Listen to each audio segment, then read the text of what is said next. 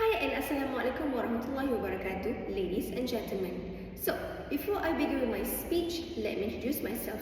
My name is Nurhidayah binti Zaidi, and today I will dive with you about the interesting fact about Turkey. So, have you ever wondered what country is between two continents and rich with histories? A country that will make you experience different cultures and cuisines? Well, yeah, that is Turkey.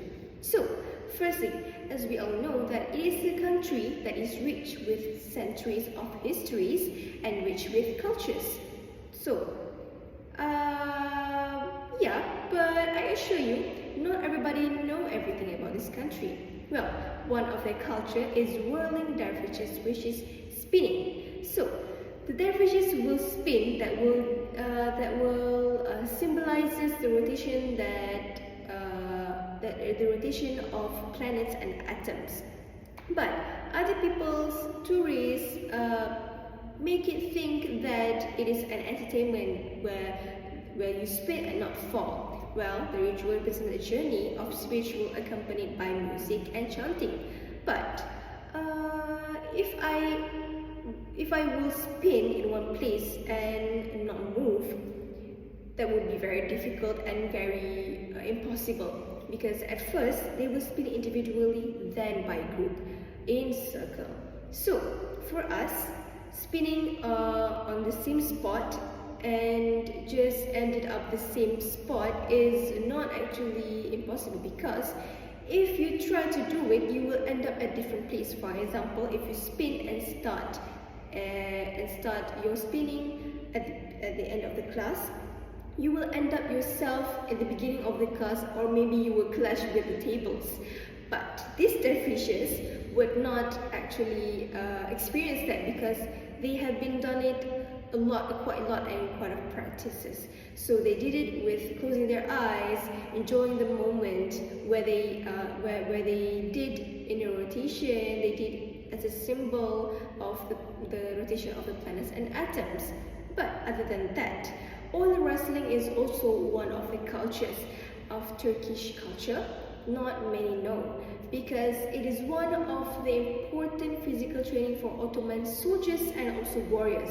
Long time ago, there was a living that lived not far from the sea, like 4 meters above the sea level. Well, at that time, it is very crucial for people to avoid mosquito bites. So they tried to did the mosquito nets, and also try standing in the smoke during the sundown, but that didn't work eventually. So what they did is that they knew the vegetable oil that is used for cooking would avoid the mosquito from being near them. So what they did when they wrestle, they put oil, that vegetable oil, around their body, and they will fight. But during wrestling, it would be kind of hard for the two opponents to actually punch or hurt each other, because they will split their punch when they punch them. Well, that is why it is a very important physical training in the Ottoman between soldiers and warriors, as they will need a very firm and accurate punch to punch their opponent. Well, it is very logic as to what they call their soldiers and warriors becoming very, very strong a long time ago. So that is for oil wrestling and also whirling dervishes under culture. Well, what about histories? Culture is not the only thing Turkey is rich about, because history is the most important. Well, me as a Muslim would be against people that is oppressed with my religion. But if you are in Turkey, it's a very sensitive issue to be talking around and discussing freely among yourselves in public, especially if you are talking about Kemal Atatürk. So we all find him very oppressed with what he did to our religion, and well, where he wiped out everything about religion, especially Islam. Well, for me, it's quite sad, because such cruelty done to the Turkish, especially because they have the Islamic pure information, everything about their histories and religion, but he wiped it all out.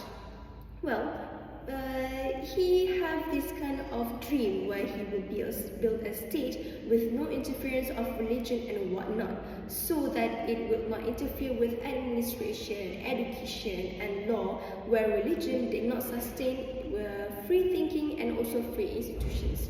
This is because there are pros of what Kemal Atatürk did for Turkey, which according to CND schools, he prioritized more on education to every nook and every cranny of the country. He believed that it would be precious to have education in a person's life, which he make it as a quality, where education is very important, where it build quality in real life. And it was his idea to make education primary and compulsory. After he made education and prioritizing education, he then upgraded the status of women and placed an importance to female education. He worked so hard to improve the status of education, status of women in Turkey, so that women won't suffer in the near future being stomped by men with the power that they have. So he granted the right to vote and give women their own office, encourage them more into public activity, public life activity, so that they won't be, they won't have zero knowledge. They would have a lot of knowledge by doing so. So after that, after prioritizing education, after giving women the right to vote, his government invested the infrastructure and industrialization, setting the stage for Turkey's economic growth in the 20th century. So he then created this economy where until now we can see that Turkey is the most and very developed country as we see now. Well, without him, Turkey will not be where it will be now. It was important for him. He played a very important role in the establishment of Turkey that has sustained until now. So, not only that, the history it does not stop there. Well, another historical thing is about Turkey will blow your mind, and you will not be able to believe me when I tell you that the myth of a big guy wearing a red cozy sweater who sneakily sneaks into every house that is known as Santa Claus is actually originated from Turkey. It is an interesting fact, right? Well, his real name is Saint Nicholas, a Christian bishop who lived in ancient Myra in Turkey. So according to Republic of Turkey Ministry of Culture and Tourism, he is well known for his generosity and kindness. He is known for his goodwill and delivery by delivering gift. Well, what is the story behind it? Well, after his father died, he inherited his father's large estate and decided to help poor people. So then happened one incident where a family had gone poor, where the father cannot give dowry for his two daughters. So what this Saint Nicholas did, he then dropped a bag full of gold through the window of the two daughters' house. So there you go. But not only that, the thing that he did a lot of generous things. So about the rare places and cuisines, what about it? There are some of us knew about the fairy chimneys that we call ants' nest in Cappadocia. According to Freight Passport, Cappadocia is actually the central region of the Turkey, which is shaped from rock formation, not sand, rock, which is used for living and churches long time ago. Its heights up to 40 meters, and as time goes by, people have been cut the places and making them an entrance especially for underground cities. So underground cities that has houses, and it has protected a lot of thousands of individuals and families over centuries from Roman empires, even World War II, such as Derinkuyu and Kaymaklı. It has a complete ventilation system with water wells and even stables for food to survive. So, finally, the cuisines commonly Turkish delights. I guarantee you that this Turkish delights gives you flashbacks of what we know is the movie called Chronicles of Narnia, where Edmund requested Turkish delight from the queen, from the Ice Queen. Well, it's common for us to just know it is just a cuisine and it's famous sweets for desserts. But have you ever wondered where it came from and how it was introduced? Well, according to Orzlat, it comes from where the Sultan summons the chef and requests something sweet for his teeth and also his throat. So the chef did, and the Sultan decided to have this Turkish delight compulsory at every feast. Well, historically, it was introduced by Bekir Effendi, who firstly developed this Turkish delight. He then migrated from places to places and finally opened a little shop where he sold more than 2 centuries and his business became successful and grew successfully. And now it has been inherited by his generation, by his 5th and 6th generation of his descendants now. Well, Turkish culture is rich with loads of histories and traditions, diversities, filled with interesting facts and making people curious about it.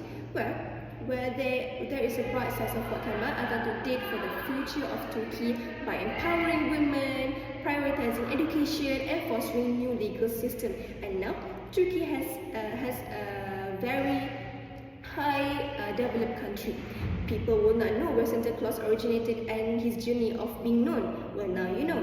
For places like Cappadocia, people only take that places of being just a sightseeing place rather than knowing about their history of it.